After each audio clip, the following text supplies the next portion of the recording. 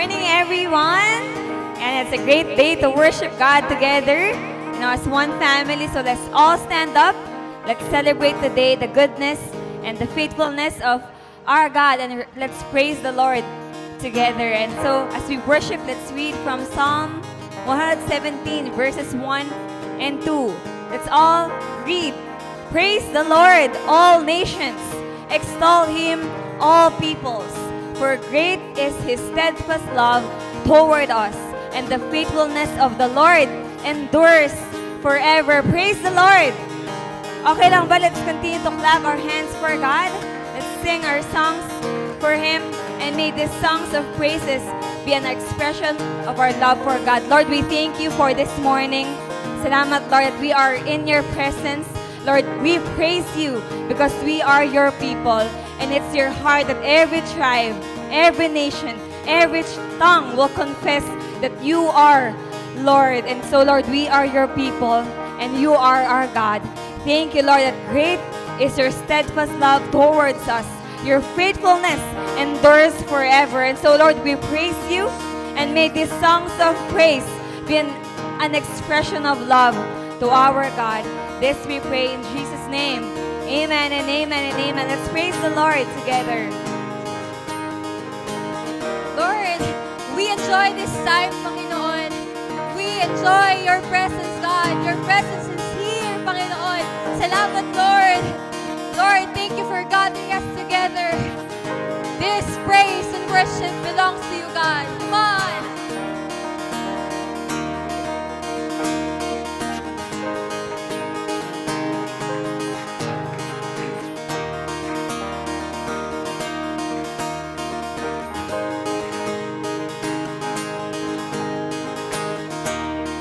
Every tribe will see Your glory.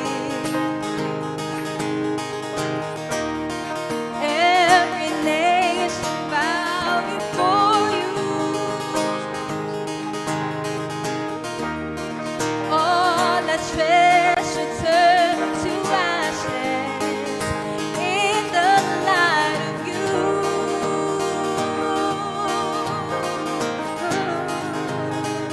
As we're singing, holy is the Lord Almighty. Only You are worthy, worthy of it all.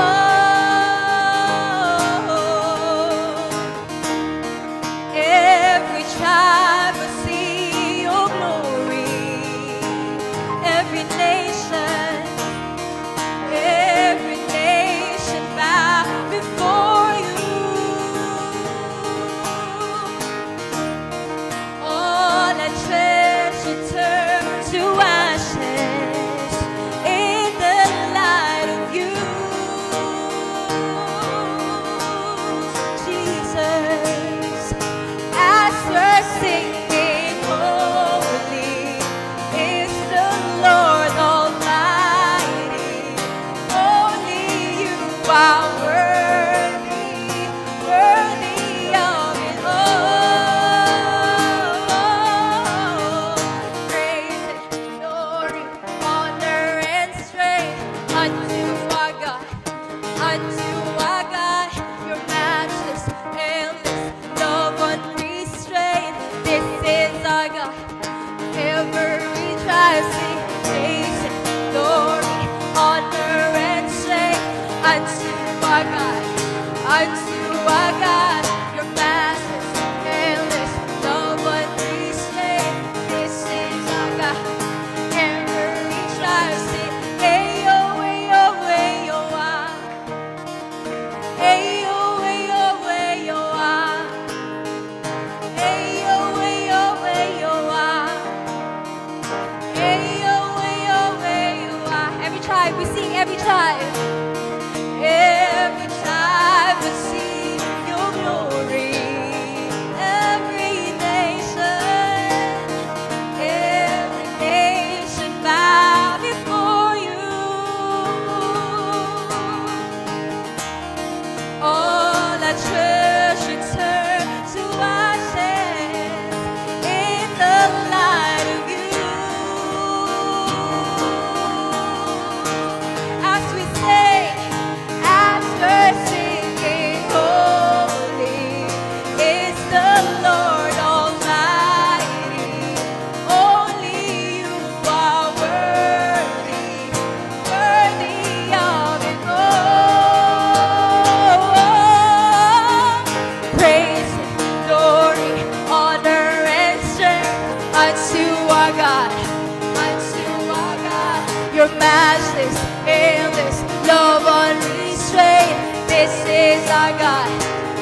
every child.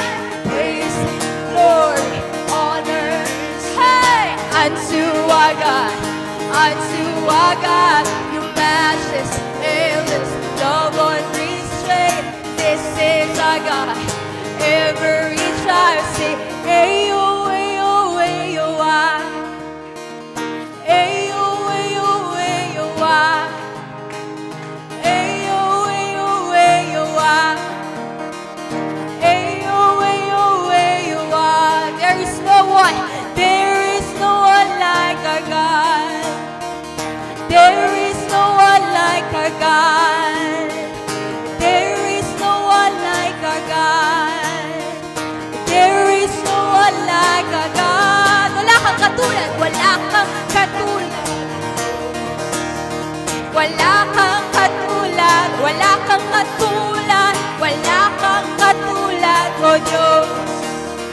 Wala kang katulad. There is no one like our God. No one, there is no one like our God. There is no one like our God. There is no one like our God. Praise and glory, honor and strength unto our God, matchless, endless, love unrestrained. This is our God. Every child sing praise and glory, honor and strength unto our God, the matchless, endless, love unrestrained. This is our God. Ayo, ayo, ayo, ah. Ayo, ayo, ayo, ah. Ayo, ayo, ayo, ah. Ayo, ayo, ayo, ah. Ayo, ayo, ayo, ah. Ayo, ayo, ayo, ah. Ayo, ayo, ayo, ah. Ayo, ayo, ayo, ah. Let's give God a hand of praise. Thank you, God. Thank you, Lord, for your presence today. Thank you, Jesus, for your presence today. We worship you, Lord. We lift up your name, Jesus. We give you praise, oh God. Thank you for this beautiful morning, Lord. What a beautiful day, God, to worship you. What a beautiful day, Lord, to honor your name. We lift you up in this place, oh God.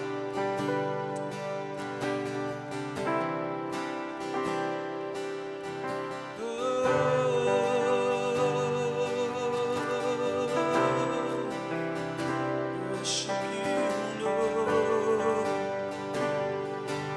Worship you.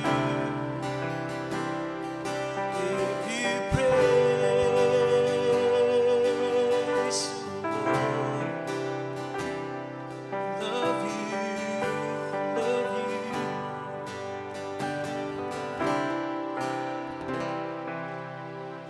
For freedom's sake, you gave your son to die. Adopted us from darkness into light. Now I am safe within your loving arms, and I can hear the yearning of your heart. For freedom's sake, you gave your son to die. Adopted us from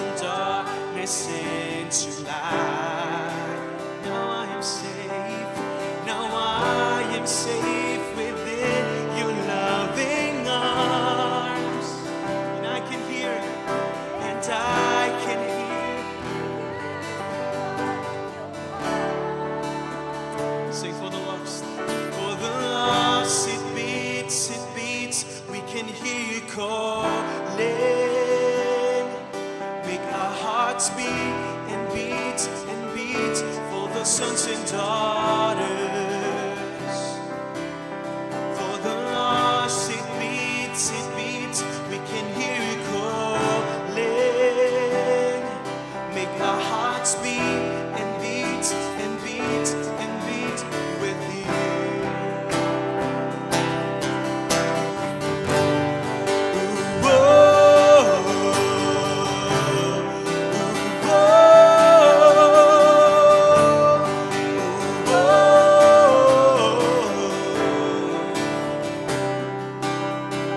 The orphan and abandoned find the widow has a place.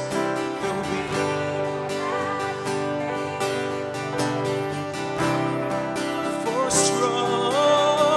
for strong and deep and uncontainable is your love, is your heart of love that beats for all the world.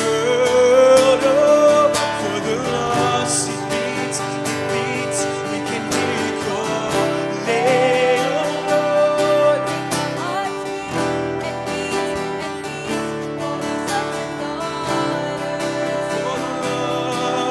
For the lost, it beats, we can hear you calling. Make our hearts beat and beat and beat and beat with you. For the lost, it beats, we can hear you calling. Make our hearts beat, For the lost, it beats, we can hear you calling. Make our hearts beat and beat and beat with you. Yes, Lord. Make our hearts beat. This is our prayer, God. Make our hearts beat with you. While you sing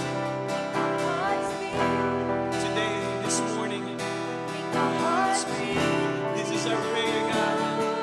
Make our hearts beat.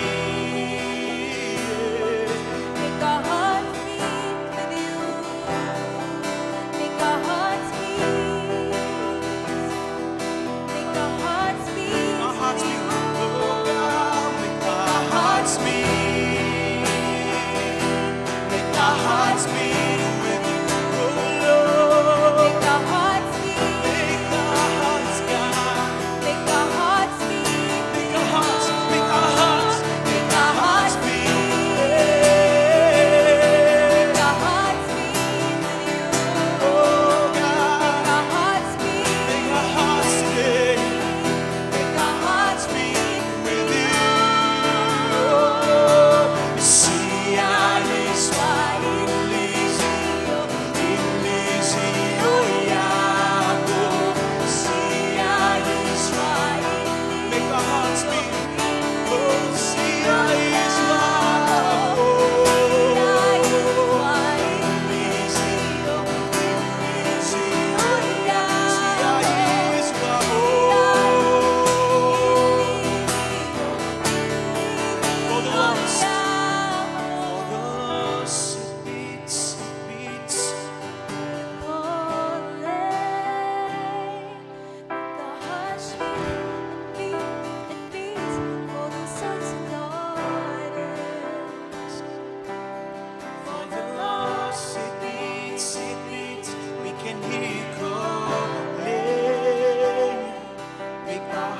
Beat and beat and beat and beat with you.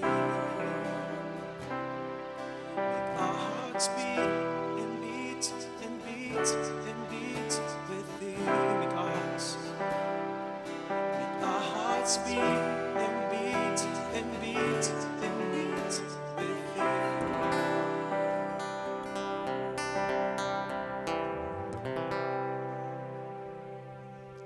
Jesus, thank you, God, that your heart is beating for us.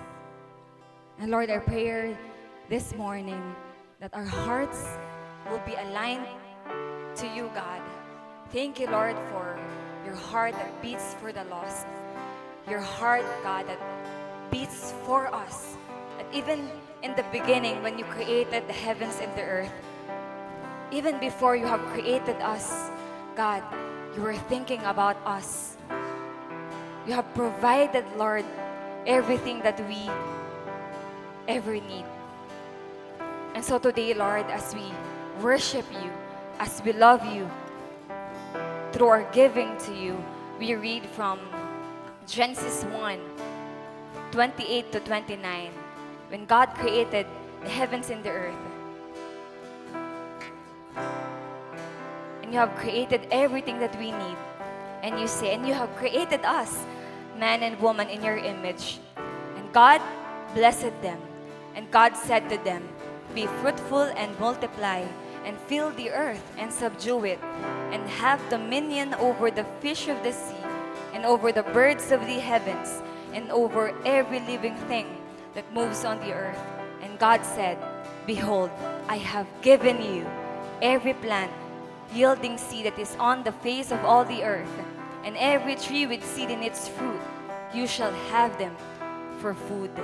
Even before God created us, humans, He provided everything that we need in heavens and on the earth.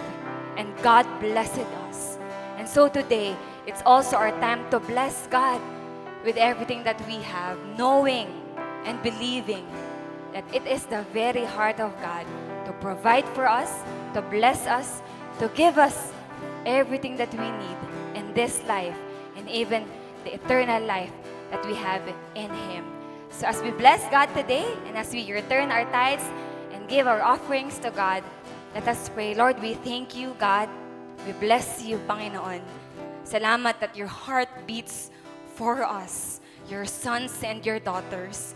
Thank you, Lord, that you are our Abba Father, whose desire is to enrich us in every way so that we can be generous in every way. Our prayer, God, is all of us will experience your overflowing blessings in our lives, in our families, Panginoon.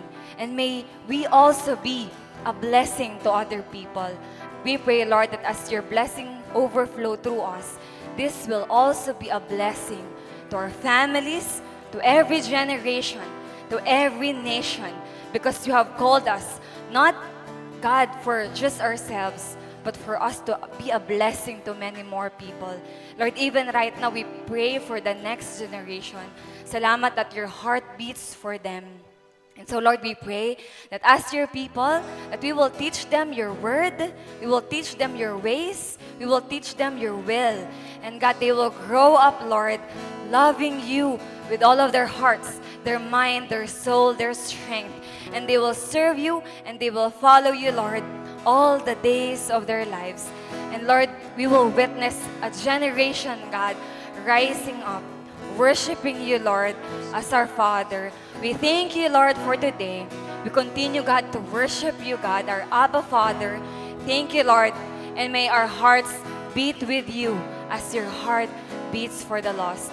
This we pray in Jesus' name. Amen and amen. Let's continue to worship God.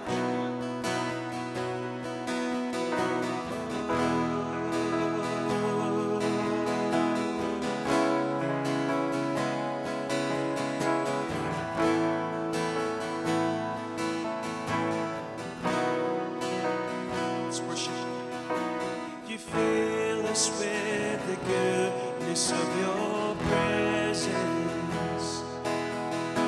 Once empty, now we're found in your embrace. Oh Lord, your heart for us never changes. It beats the same. You lift us up and free us from our burdens. You love that binds up every broken heart. Now hope will rise and know that you created. 'Cause you are here, the God of all. Lord, have your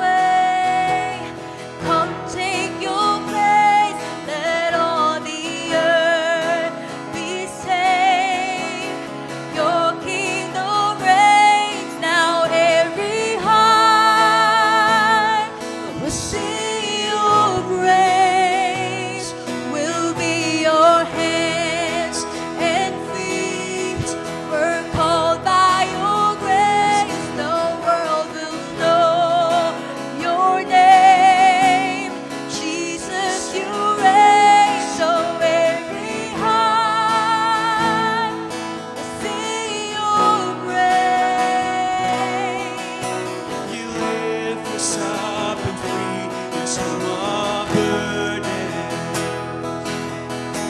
You love with minds of every broken heart. Now hope will rise and all that you created. 'Cause you are God of all. Lord, have your way. Come take your place. Let all the earth be saved. Your kingdom reigns. Now every heart We'll see your reign. We'll be your hands and feet. We're called by your grace. The world will know you reign. Jesus, you reign. So every heart will see your reign.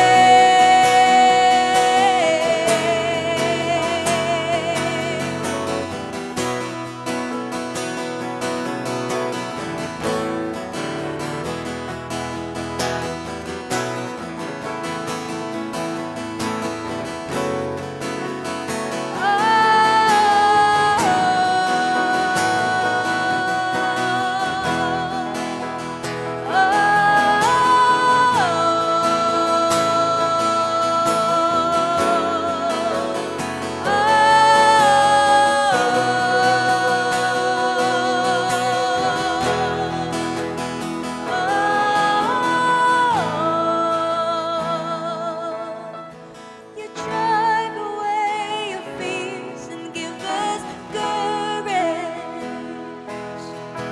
Empowered by your spirit, by your strength. Proclaim to every place, proclaim to every place that you have risen. We will obey. We won't delay. We will obey. We won't delay. Let's say it in our mouth. We will obey. We won't delay. Lord, have your way. Come take your place. Let all the earth be saved. Your kingdom reigns. Now every heart will see your praise. We'll be your hands and feet. We're called by your grace. The world will know your name. Jesus, you reign. So every heart will see your praise. Every heart will see your praise. Every heart will see your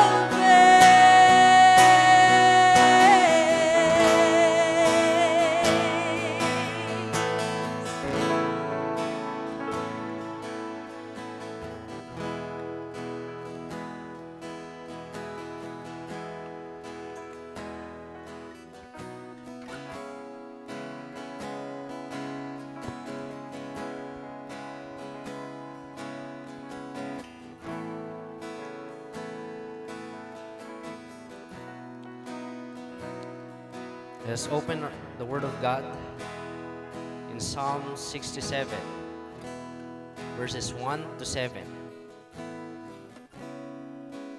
Psalm 67, verse 1 to 7.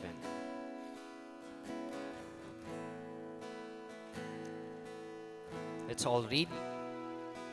May God be gracious to us and bless us and make His face to shine upon us, that your way may be known on earth, your saving power among all nations.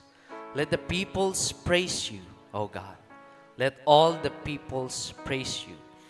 Let the nations be glad and sing for joy. For you judge the peoples with equity and guide the nations upon earth. Let the peoples praise you, O God. Let all the peoples praise you. The earth has yielded its increase. God, our God, shall bless us. God shall bless us. Let all the end of the earth fear him. This is the word of the Lord. Let us pray. Lord God, we thank you for this morning. Thank you for an atmosphere of worship where we can surrender our hearts to you, align our hearts to you, and hear your heart, Lord, for your purpose. Lord, today as we gather as one church, we pray for grace to understand your word, the psalm that is for you. And let it be, Lord, that the Holy Spirit will quicken, Lord, our spirits to hear from you and to obey you. Thank you, God. In Jesus' name, amen. Amen. You may now take your seats.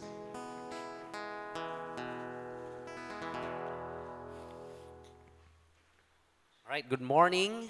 Good morning, everyone.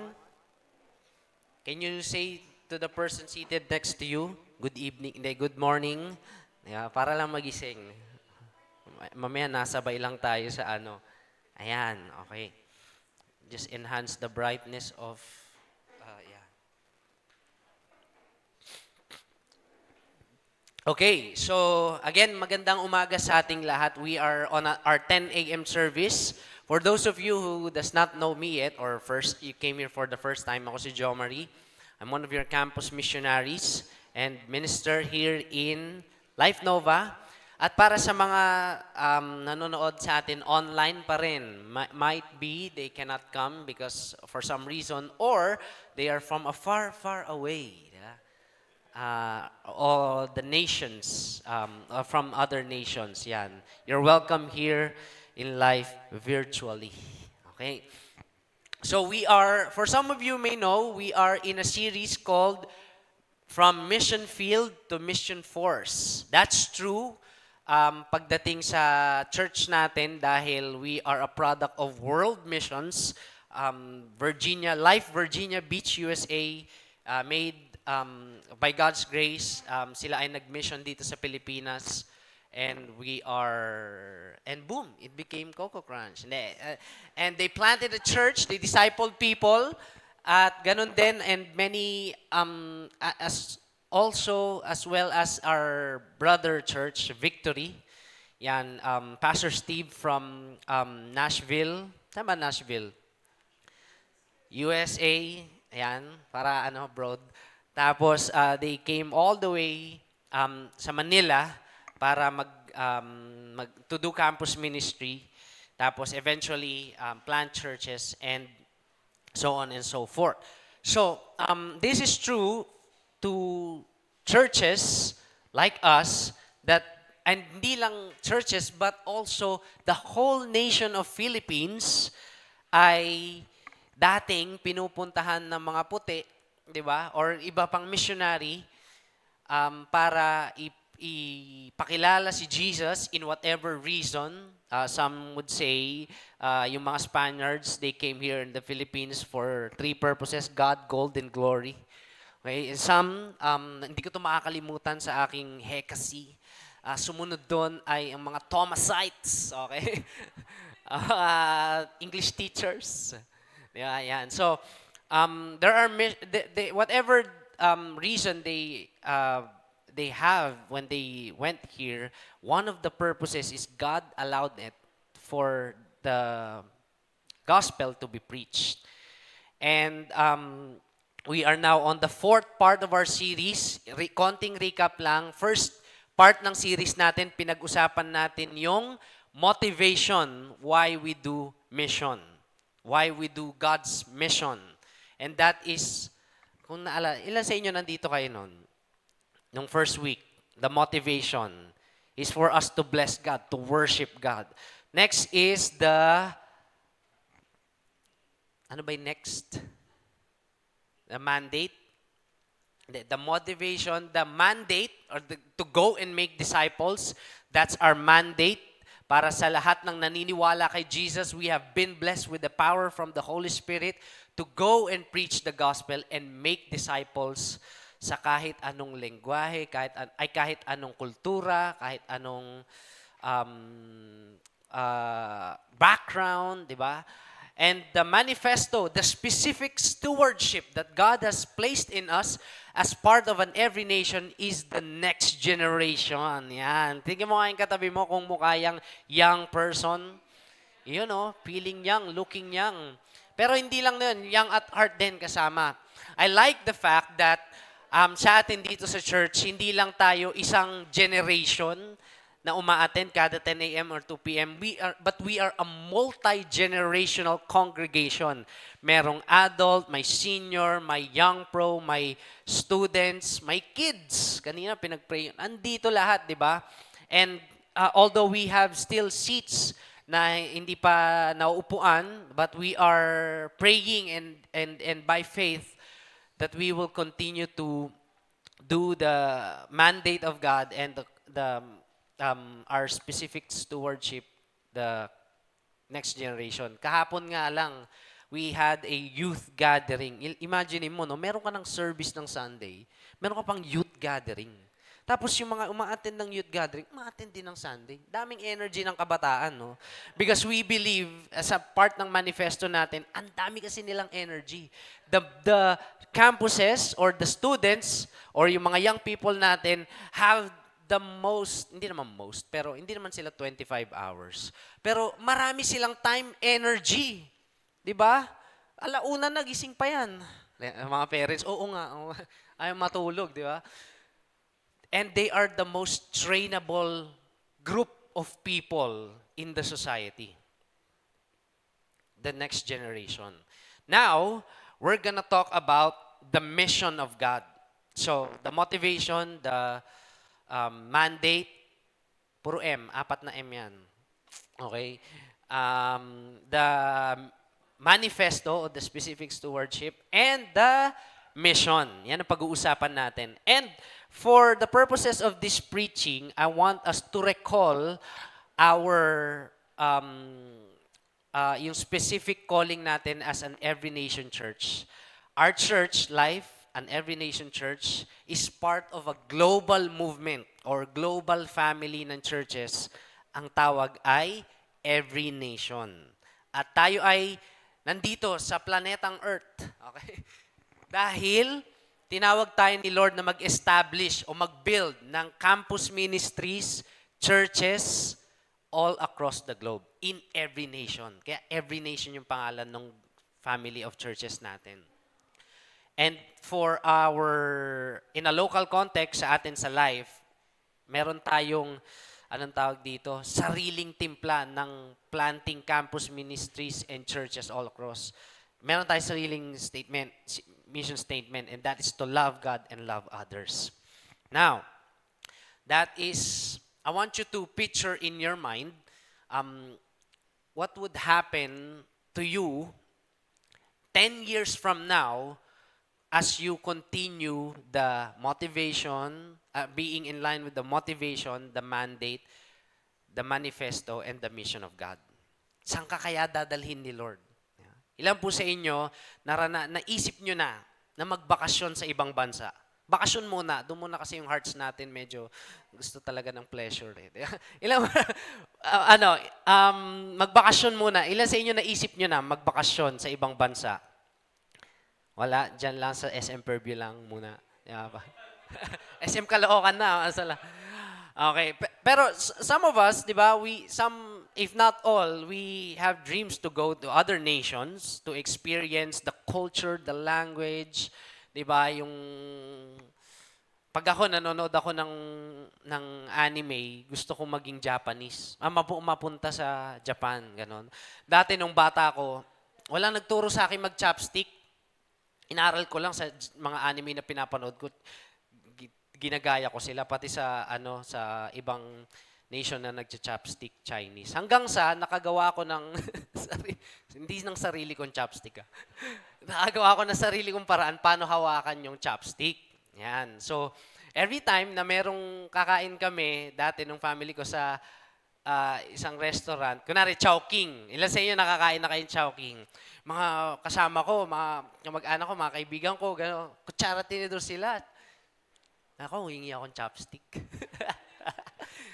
Kasi gusto ko nga matry, gusto ko ano. And growing up, lalo na nung naging part nung na kilala ko si Christ, nakilala ko si Jesus, and I become part of the church, I'm really glad that our church is on talagang merong heart for mission. Kasi product din tayo ng mission, ng global mission. Kaya napakaganda isipin na yung desire ko na mag-chopstick lang, may purpose pala ni God. Akala ko pasikat lang eh. Galing mo naman mag-chopstick. Maliit na bagay.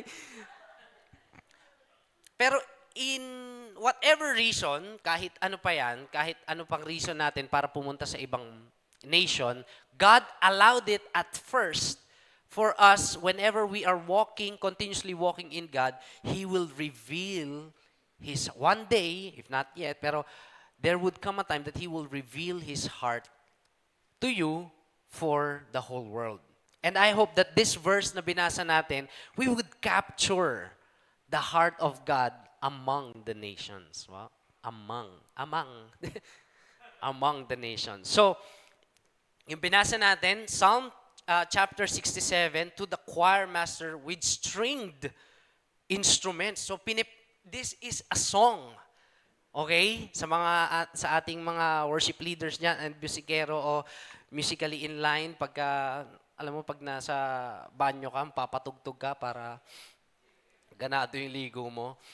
Mga musically inclined, okay na yon, pasok na sa category yon. Yung mga magagaling mag-video, okay, mga 70 pataas, mga 80, pasok na rin yon. You're a great singer.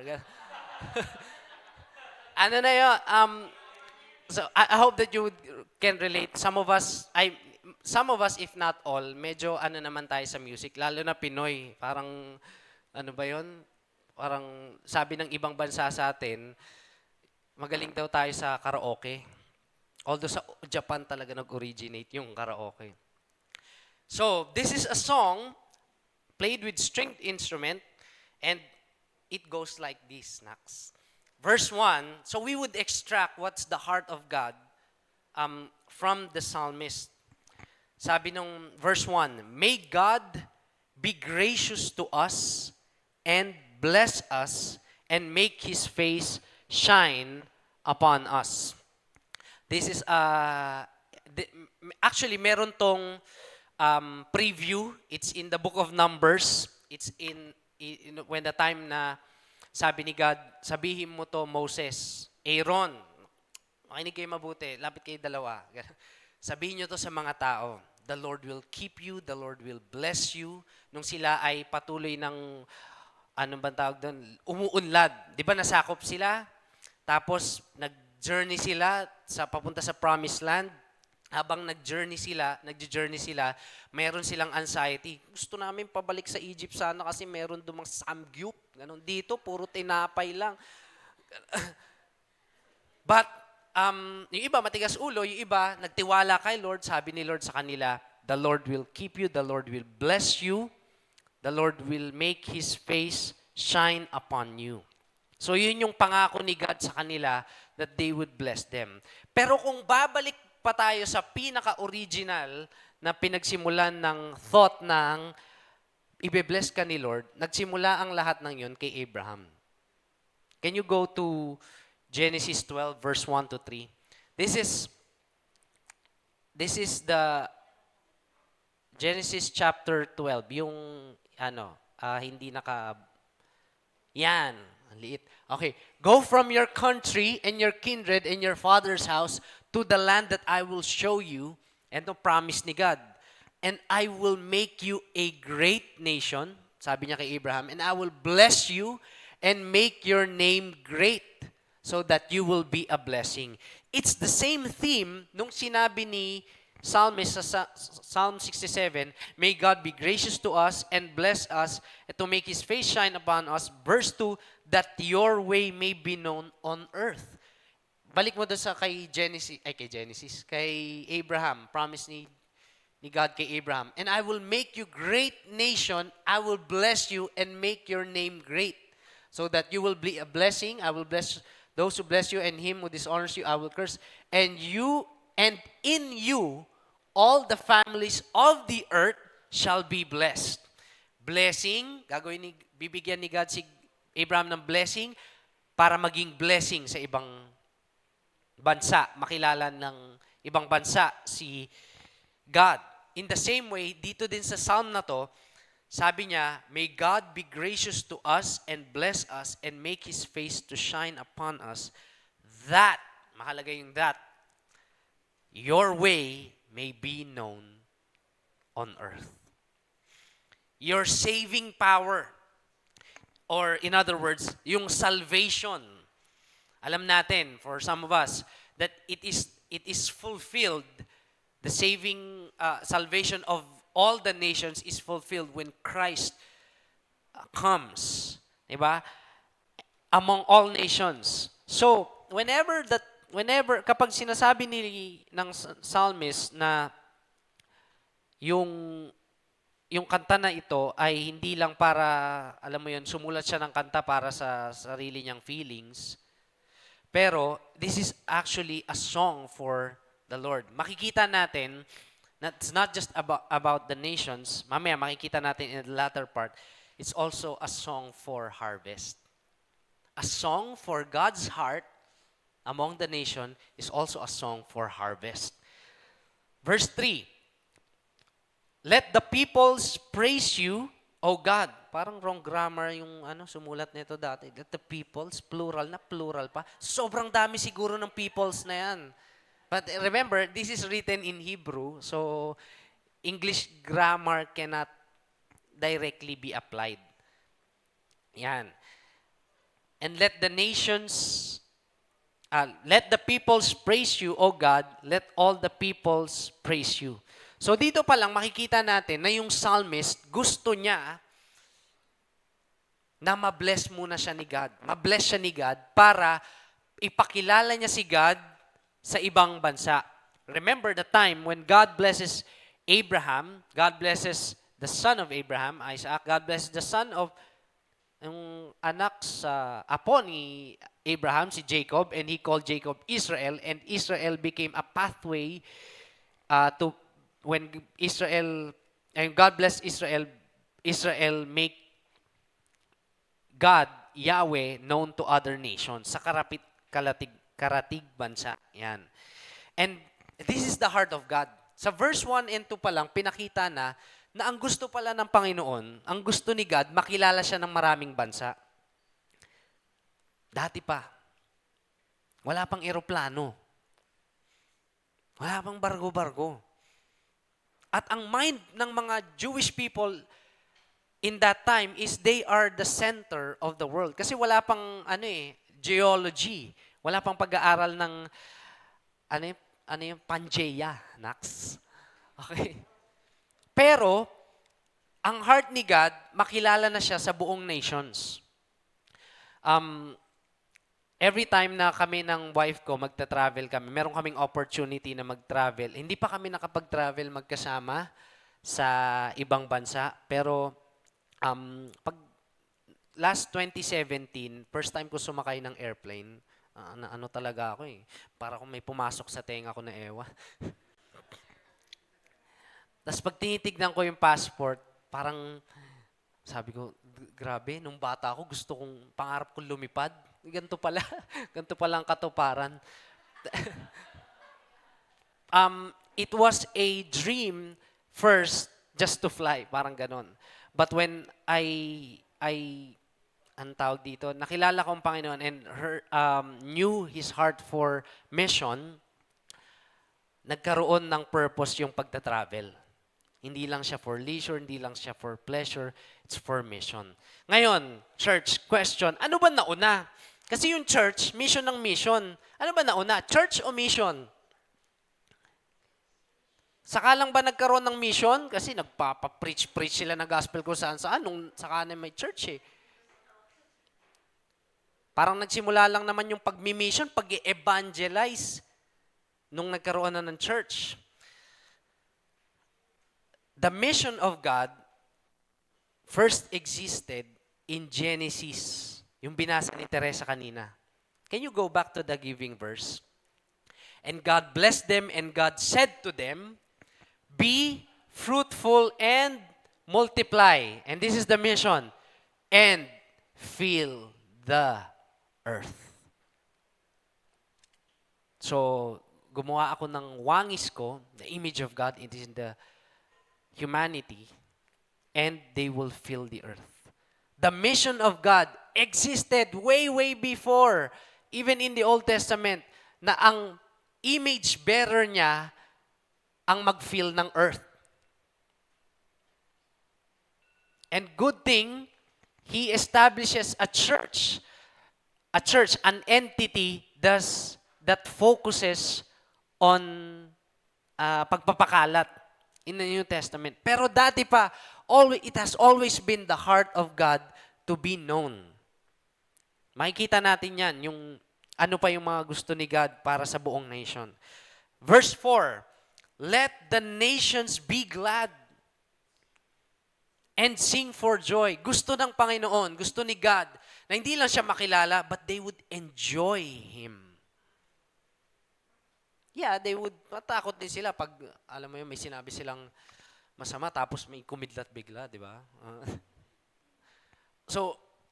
But secondly, God wants the nations to be glad and sing for joy. Bakit daw? For you judge the peoples with equity and guide the nations upon earth. Paano magiging glad yung i-judge nga? Di ba, pag narinig natin yung salitang judgment, grabe, kung religious ka, sabi mo, uy, grabe, judge daw. Mapatapon tayo sa kadagat-dagatang apoy. Ganon kaagad yung naiisip natin pag judgment. O kaya kapag modern, kung millennial ka, grabe, judge ka ng judgmental ka naman. Parang nang-o-offend ka, di ba? Ganon. But you know, the judgment of God, sabi niya, is with equity or righteousness. Another term for righteousness. Just, fair. And guide the nations upon the earth. So ang matutuwa ang isang bansa kapag ginudge sila ng Panginoon with righteousness. Pagdating sa Panginoon, pagdating kay God, whenever He judges, it's for righteous, it's for reward and punishment. Reward, punishment for the actions of good and for the actions of evil. Judgment. Pero kung righteous ang Panginoon at ang mga tao ay sumusunod sa Kanya, reward yan. Diba? Kunwari sa bahay, sa mga estudyante, no, pinaghugas ka ng pinggan. Sa mga young people na, pinaghugas ka ng pinggan. Tapos, ang reward sa'yo, another utos. Unfair, di ba? Unfair. Pero kapag meron kang reward, kahit nga tap on the back, o kaya salamat eh. Kahit dito nga sa pag-volunteer natin, pag nag-serve ka, there's a reward. And also, kapag you did something bad, there's a consequence to that. Judgment ni God ay fair and righteous. But whenever we think of it, paano kaya yung Lord, no? Kasi may mga taong masama naman yung ginagawa nila, pero parang nabibless pa sila financially. But unfair, ah.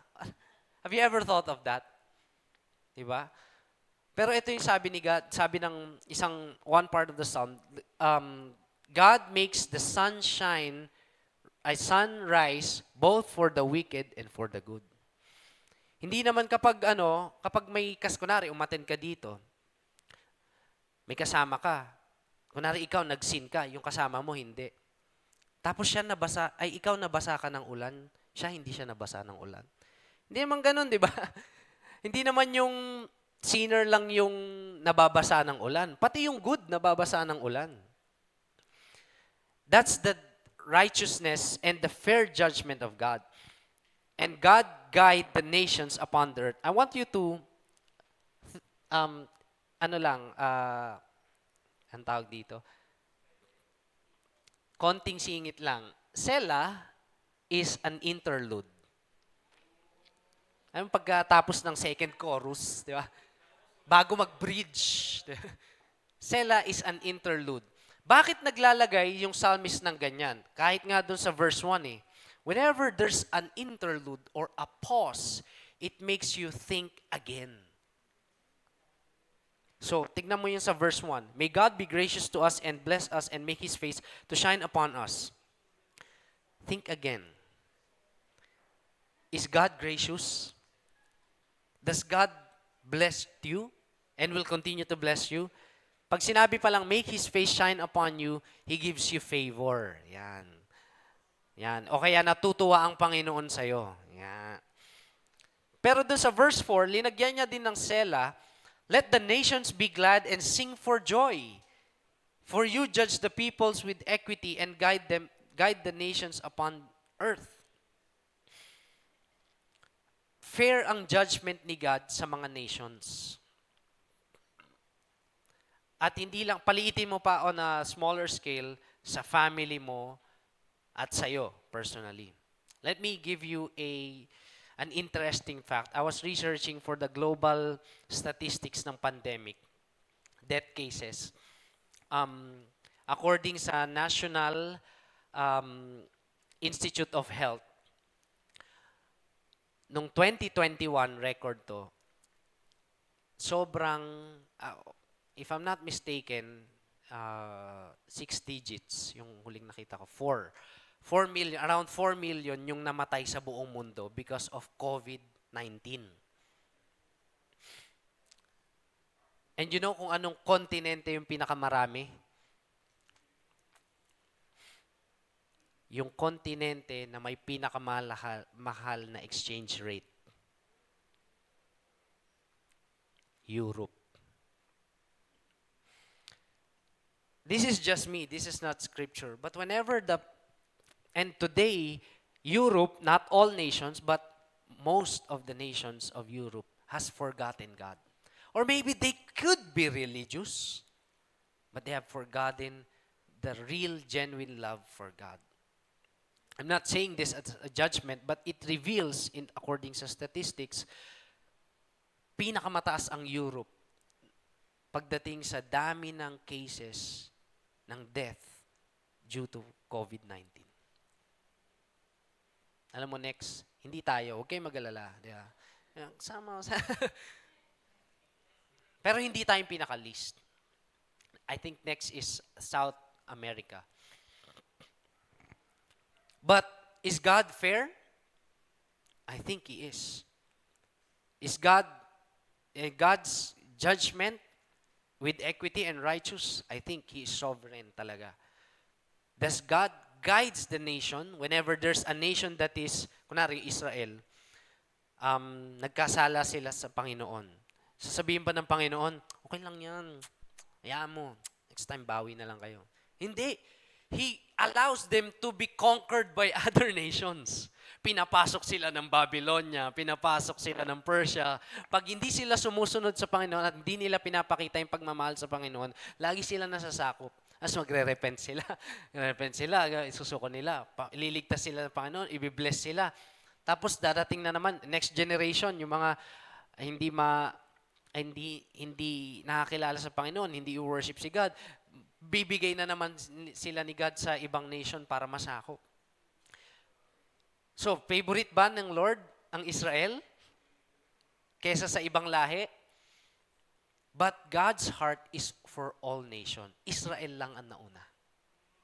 That is why when Israel knew God, the gospel, and in the New Testament, the church started in Israel, and the church scattered among the nations. Israel is the starter, kumbaga. And so, that's the heart of God. And gusto ng psalmist na mag-pause tayo a little bit to ponder, is God righteous in His judgment. Verse 5, let the peoples praise you, inulit. Oh God, let all the peoples praise you. Di ba may mga ganyang part talaga ng kanta na inuulit? Minsan nga, isang line lang, paulit-ulit, buong kanta eh. But, let me, sabi dyan, let the peoples praise you, O God. Let all, hindi lang yung people niya, pero let all, that's the vision of God. Let all the peoples praise you. So, diyan muna tayo sa verse 1 to 4. We can know from that verses, merong apat na gustong response ni God from us. Number 1 is to make Him known. That's in verse 2. That your way may be known on earth. Pangalawa is that you praise. Ayan pala. That we are to praise Him. That the people, whether unbeliever or believer will praise Him. Unbeliever will come to praise Him. To enjoy Him. Let the nations be glad and sing for joy. And that's in verse 7. God shall bless us, let all the ends of the earth fear Him. Now, I want you to look here. Yan ang gusto, that's the heart of God among all the nations. Now, kung tayo ay Kristiyano at sumusunod tayo sa Panginoon, it's good that we love God. And we love our church, we love others, we make disciples. But God will soon enough quicken your heart to see His heart for the nations. Lalo na if there are times that you watch global news or kahit kunwari global news, binomba ng tubig ng dalawang China boat, ang Philippine boat. Ganun. Nainis ka lang ba? Ang bato, lugi kami. Tulungan nyo kami, Amerika. Ganun lang ba yung heart mo? Or you also want for Chinese people to know God? So that, kahit paano, at least malesen yung ganong strategic move nila. But there are Christians in the China. And God is doing something. So, to fear God, to know God, to enjoy God, to praise Him, and to fear Him. Ano naman yung makikita din natin dito, anong characteristic ni God, yung ka-praise, ka-enjoy, ka-fear, at para mapakilala siya sa maraming bansa. Number 1 is that God is powerful. Sabi dun sa verse 3, your saving power among all nations. God can rescue nations as long as that nation, in 2 Chronicles, as long as the nation would humble themselves and pray to God, I will heal their land, God says. Number 2 is God is just, or God is a God of justice. And 3, that's in verse 1, God is gracious. I want to highlight this, God is gracious. Sobrang hindi lang mabait ang translation ng gracious eh. Pero imagine mo, God is gracious sa bayan ng Israel. Ilang beses na nilang tinalikuran si Lord? Ilang beses na. Hindi mo na mabilang. Kahit basahin mo yung Bible, hindi mo mabibilang. Hindi. Ilang beses na, pero patuloy silang minamahal ng Panginoon. Let me ask you this question. Ilang beses mo na ring tinalikuran si Lord? Tignan mo yung katabi mo. Sa tingin mo ilang beses, hindi, joke lang, wala namang ganon. Isa lang, pastor. Ay, isa lang, coach. Pastor. Isa lang, coach. Hindi lang ako naka-attend na isa. Hindi lang naman yung sa pag-attend. Hindi lang naman ako sa pag-serve. Pero, you see the grace of God? Number 1, buhay ka pa. Number 1, buhay ka pa. Naka-attend ka ng service natin. Bukas makakapasok ka sa trabaho or sa school. You're blessed. The grace of God extends not just to Israel, not just to Jerusalem, but to the ends of the earth. And history, Philippine history would affirm na yung mga Kastila, nung sinakop nila tayo, meron ding part ng pananakop nila maganda. Hindi lang nila tinuruan tayo ng lengguwahe na ensaymada. Pero, silya, ganon. Pero, they preach to us the gospel. They introduce to us who Jesus is. And it was refined through the years. Now, is God gracious? Sa mga bansa, sa history, at sa buhay mo, is God gracious? Sa buhay ko. I've been serving in the ministry for 7 years. I knew Jesus 2010. I started to serve around after 2 months, 3 months. Nung sinabi na ni Prince na, mag-serve ka, beatbox. Eh, siya yung coach ko. Wala akong, ano ba yung requirement ba yun? Ganun. Pag ba, hindi mag-serve. Pero, throughout those years, there has never been a time in my life na masasabi kong pinabayaan ako ni Lord. In fact, the Lord has blessed me with so much. A mission, a wife, a son. Sa lahat ng pagkukulang at pagtalikod ko sa Panginoon, lalo na ng mga batang Kristiyano pa ako, nandadamay pa ako ng iba eh. Pero nung binalik ako ng Panginoon, nung binalik ako ni Lord, He was so gracious. And you have your own testimony on the grace of God. In the same way, that grace of God is available to many people outside. To many people outside our 4 corners of the building. To many people outside Novaliches, outside Manila, outside Philippines. Si Pastor Ernie, officially, June, 3rd week of June is the official ending of our missions month. Kasi sila, Pastor Ernie and Pastor Luis, flew back to Virginia. But imagine, anong heart meron ka para komportable ka na doon? Virginia, unli spam doon eh. Yung corn beef dito, 30. Yung corn beef doon, 300. Tapos yung corn beef dito, bilog-bilog. Doon, shredded. There's this... ano ibig ko sabihin? Komportable, mayaman yung bansa ng USA. But they have been called by God to plant church in the Philippines. Another nation. Uncomfortable dito. Pag pumunta ka ng ibang probinsya dito sa Pilipinas, delikado ka sa tubig. Sa iinumin mo, sa panghilamos mo. But anong heart meron sila? Iiwan muna nila yun for a month and be a channel of God's love and blessing sa mga Pinoy. Dahil din ba Pinoy sila? Pero pwede naman silang doon na lang mag-mission eh. But because way back, many years ago, America was a mission field. Now they become a mission force.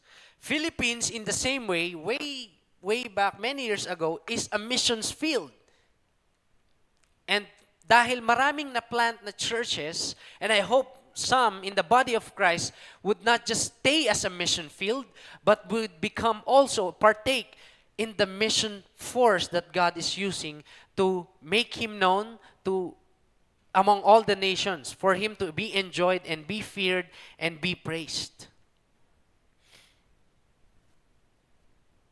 Anong heart meron sila? Yung mga missionary natin.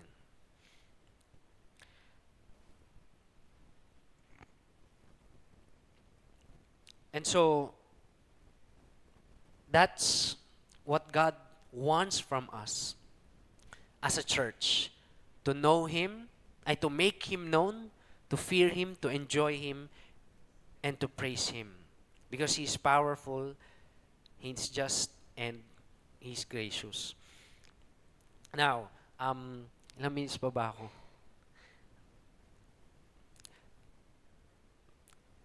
as we go along to these verses, we cannot deny the fact that verse 6 has something to tell for all of us at sa buong kabuuan ng buong verse. Verse 6, it says, "The earth has yielded its increase. God our God shall bless us." God shall bless us, dalawang beses. "Let all the ends of the earth fear Him." What does this verse say? This song is a harvest song. The earth is yielded its increase. Yan yung they have this prayer and faith na magiging fruitful yung panahon ng pag-aani. And so they are praying to God, kahit sa verse 1 pa lang, "Lord, maging gracious ka po sa amin, i-bless mo po kami so that you may known to the earth, to all the earth." What is this verse saying? Yung response ni God sa atin, ay yung gusto ni God sa atin na response, at yung character niya, there's a reason, or there's a way that this verses would be summarized, not summarized, but would point to one final point dito sa Psalm 67, and it talks about harvest. Lord, pengeng harvest, maging fruitful kami, i-bless mo po kami. Nakita nyo yung sa verse 7, God shall bless us, tapos semicolon. In the original, walang semicolon. Original Hebrew, walang semicolon. It is translated as "so that." Or word na "end." So let me read.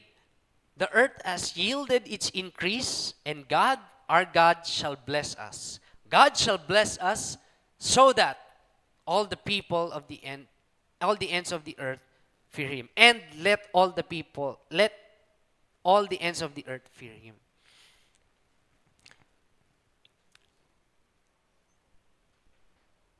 Ibig sabihin yan, yung bayan ng Israel, nagpe-pray sila ng blessing para yung mga tao sa buong mundo makilala si God.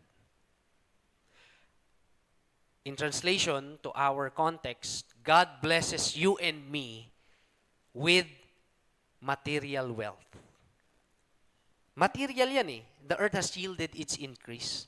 Fruitful. Yan yung business nila noon eh, agriculture.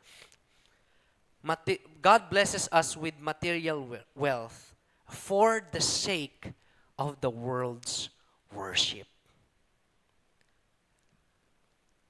Even before, God blesses Abraham not just for his blessing to be for his own family, but he will be a blessing to many nations. Sabi niya, "In you, all the families of the earth shall be blessed."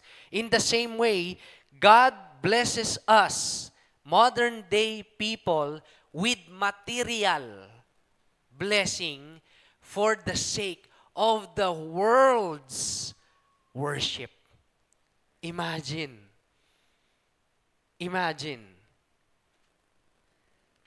Material wealth, spiritual worship. It's not just for our own consumption. It's for the whole world. And why would God bless United States? And the United States of America had been doing missions for many countries in the past 100 years. Kaya pag may nakikita yung mga dating mga late 90s, 80s, 70s, mga theologian na kilala nila, mga nag-preach ng gospel, mga puti, mga kano. Because they have been blessed by God. They have been blessed. And in the same way, if the Philippines has been blessed, we are to be called to go into nations. The mission is not just confined in making disciples or personal discipleship. But I hope you do that. We do that. The mission is not just confined in small group discipleship, but I hope we do that. Ilan sa inyo part kayo ng life group? Ilan naman sa inyo nagla-life group kayo ng iba? The mission is not just confined in a local church. The mission is for the world.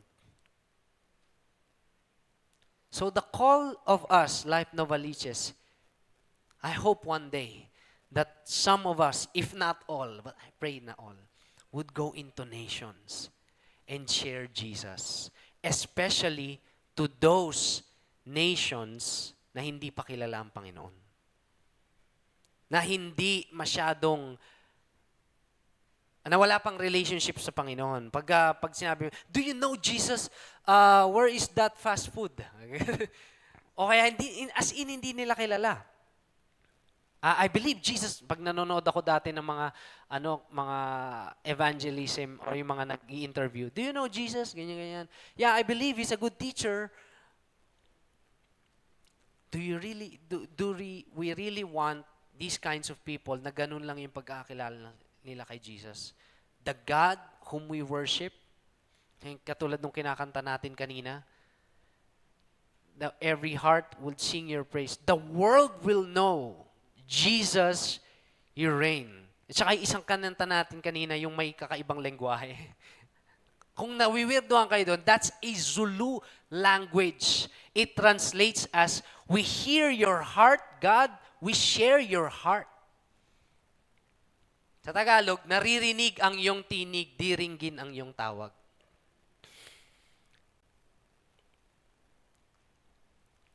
So, I hope that bawat isa sa atin, ito na, hindi lang most, but all of us would have the same heart that God's heart beats for the lost and for the nations. Ngayon, as I end, bakit kaya gusto yun ni Lord na lahat ng tao, lahat ng nakakakilala sa Kanya, ibe-bless niya? Pero hindi lang para sa kanila, pero maging blessing sa iba, sa ibang bansa. Why would God want that? Going back to the beginning, in Genesis, God wants to fill the earth with His image bearers. And His image bearers will worship Him. Tayo, mga Pilipino, sanay tayong maging religious. Pero whenever time we think of religion, like going to church is not the ultimate goal. Ayos, checklist, Sunday, Monday, trabaho na, ganyan. Pagka Monday mo, hindi ka na mag-worship. Ano. Minsan si Satan, nalilito na rin sa'yo. Ano ba to? Christian ba to? Hindi. Ano ba to? Atakayin ko ba to? Hindi. Parang kampi ko to ah. Nalito na pati si Satan no? Pero, as image bearers of Christ, lalong-lalo na, tayo na nagfa-follow kay Jesus, I hope it is a fire that continues to grow, that all the peoples of the nation would come to know the one true God. That God is gracious, God is just, and God is powerful. That God wants the whole nation to know Him and to enjoy Him. Ilan sa inyo nag-e-enjoy kayo kay God? Hindi lang dito sa church natin, but every time, sa center natin, but every time you go to your work and you pray, Lord, bless mo po ako ngayon, araw na to, sana maging fruitful ako, maging productive ako, ganyan. Sana wala akong makaaway. Ganyan. Lord, maging blessing ako sa ibang tao. Lord, pakita mo sa akin kung paano ako magiging blessing sa iba. Lord, yung imimit ko po ngayon, tuturuan ko siya ng Word of God. We don't just enjoy God here, we enjoy God everywhere. We don't just fear God here, but we fear God everywhere. That fear, hindi ito yung takot na takot ka kay Lord. No, mamaya kidlatan ako ni Lord.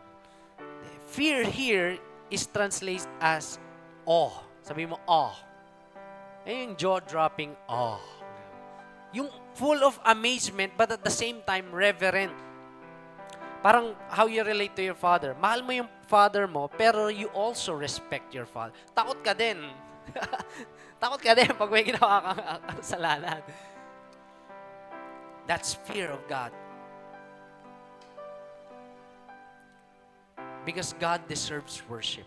And His created beings, humanities, people, are designed to worship Him. Lastly, as I end, I want to close this with a quote from a theologian. His name is John Piper, in the book called Let the Nations Be Glad. Ang human, ang mga tao, the people, the ultimate goal of people is to worship God. Can you flash that? Anya ba? Ayan. Mission, although it is important, is not the ultimate goal, is not the end goal.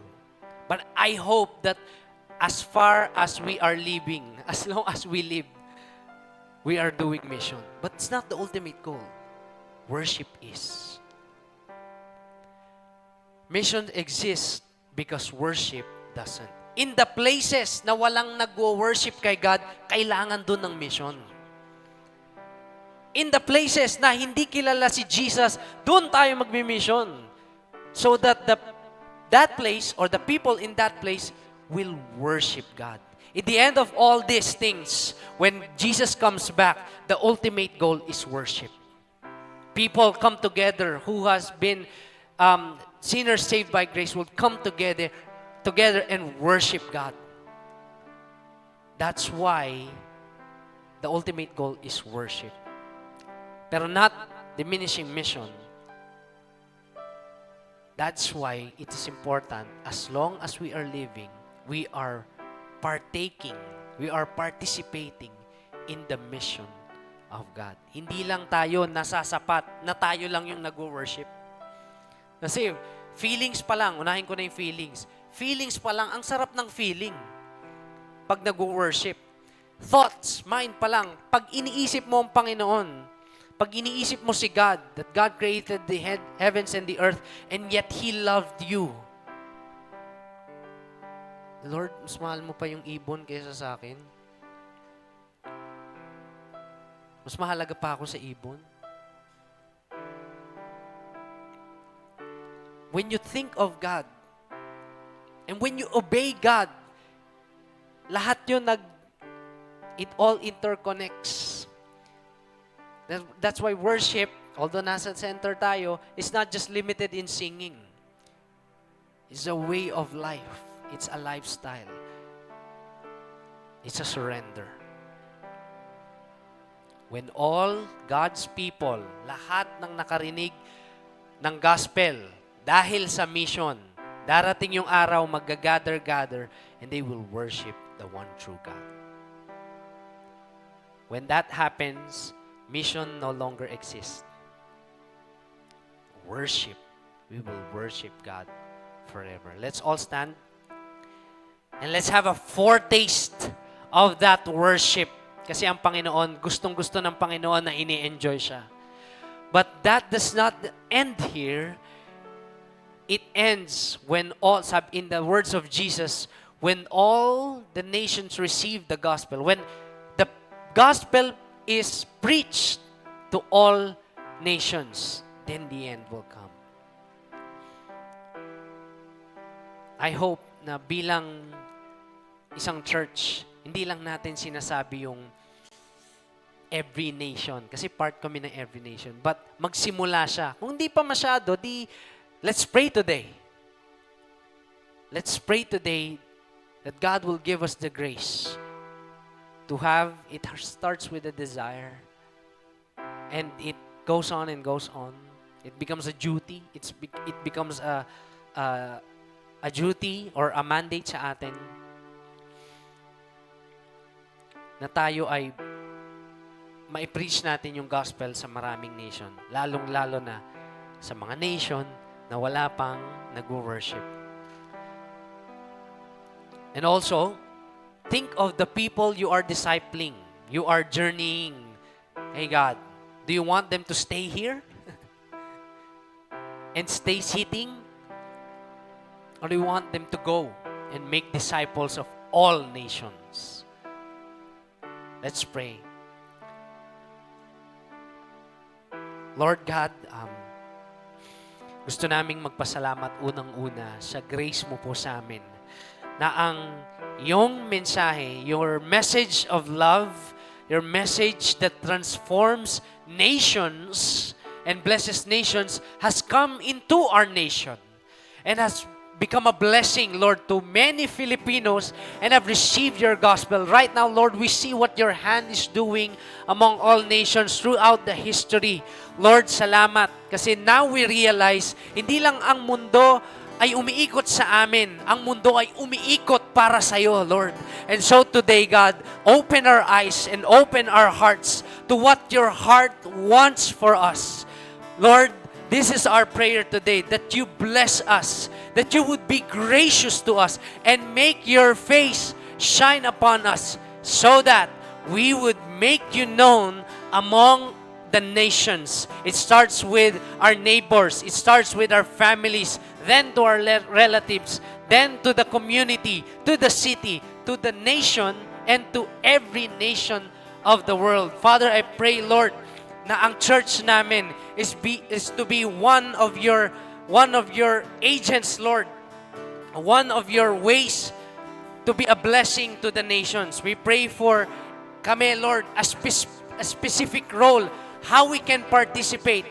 Whether it's going, pumunta kami sa bansa na yon, o mag-pray para sa bansa na yon, o magbigay para sa mga nagpupunta sa bansa na yon at nagbimisyon. Lord, I pray right now that you pour out your Spirit on your sons and daughters.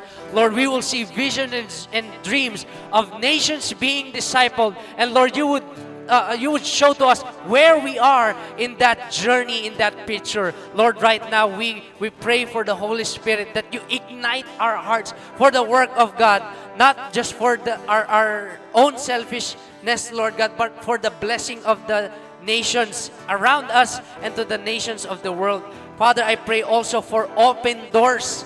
Ngayon pa lang, Panginoon, Lord, hindi aksidente ang lahat ng nangyayari sa paligid namin. Kung meron man kaming nami-meet na mga international, mga foreigner, whether through online or through personal meetups, Lord, o kung kami man ay napapadpad sa mga lugar, Lord God, na may kakilala kami o may kaibigan kami na nangingibang bansa, I pray, Lord God, that you will ignite to us a compassion for them, to pray for them, and to share Jesus to them. And finally, God, I pray for the members, our brothers and sisters here in Life Church who have gone, Lord God, into the nations. Lord God, already, sila na mga nandun na. God, I pray for your protection, especially to those nations that are restricted, Lord, because of persecution for the gospel. Ingatan mo po sila, Panginoon. Huwag mo silang hayaang mamatay. Huwag mo silang hayaang maging put into harm, put into danger. I pray, Lord, that you would also provide for them, our brothers and sisters na nasa ibang bansa that has the passion to share Jesus in whatever culture, in whatever language, in whatever background. I pray, Lord, we all pray for them. And Lord, give us the heart, Lord God, to and grace ngayong even up to this time, Lord God, to kahit kamustahin man lang namin sila, whatever they are going through, and let us pray for them. Panginoon, salamat po. Because we're saved for a purpose. And that purpose is inclined to your global purpose, to your worldwide mission. And that is the salvation of every nation. At the least, Panginoon, we're part of a global family of churches called Every Nation. But that does not end there. We would go as a church, individually, depending on the work and leading of the Holy Spirit, that we would answer to your call. We would go we would give, or we could pray, or whatever you want us to do. Basta, Panginoon, the world will know you, the world will praise you, the world will fear you that you are the one true God, and the world will enjoy you. Thank you, Lord. And we look to that future, the future of all futures, where all people gathered from every tongue and every tribe. Lord God, multitudes of generation, one generation to another, a multi-generational, one true church will gather and worship Jesus, the name that is above every name, the name that is above the heavens and the earth, our beautiful Savior, our Lord. This we pray in Jesus' name. Amen. Let's all worship God through songs with all our heart.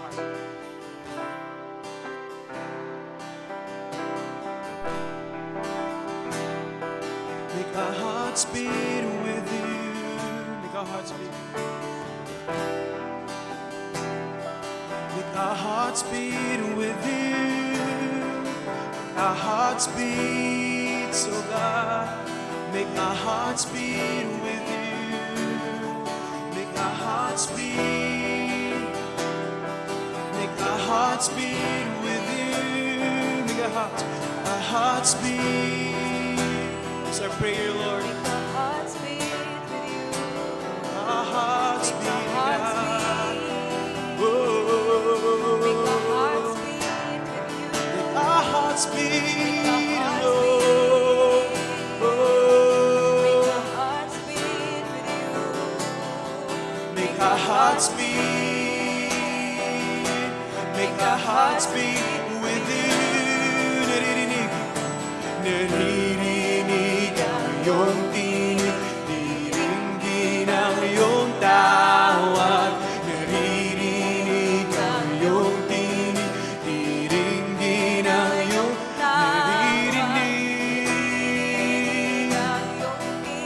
Oh Diyos, naririnig.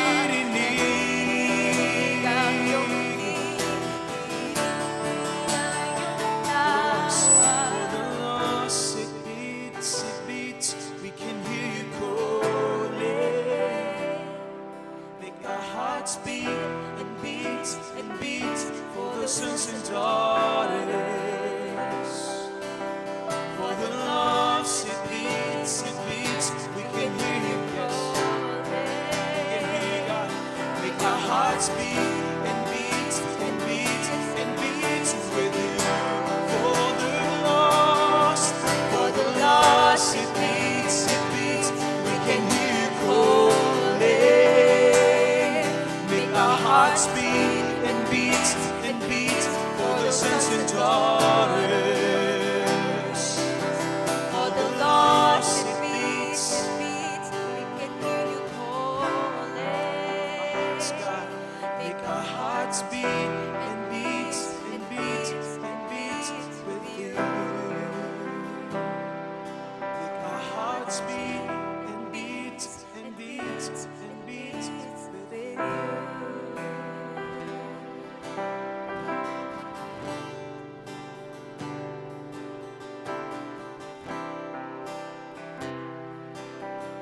Let's pray. Lord, marami pong salamat sa message mo for us.